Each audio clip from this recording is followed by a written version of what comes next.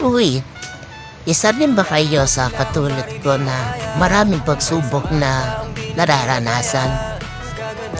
Pero ang lahat ng iyon ay nadaan lang. Marami mong nawawala. Sa amin lalo na ang mga pinaghirapan, pindar. Naiisip namin na sana matapos na to. Sana dumating yung araw na mapagbigyan naman kami ng langit. Na matupad namin lahat ng gusto namin sa buhay. Malagpasan namin ang lahat ng pagsubok na binibigay ni Lord. Mawala man ang lahat sa amin, lahat yon ay pansamantala lang. Lahat yon ay may mas magandang darating papalit. Pinakamahalaga, masaya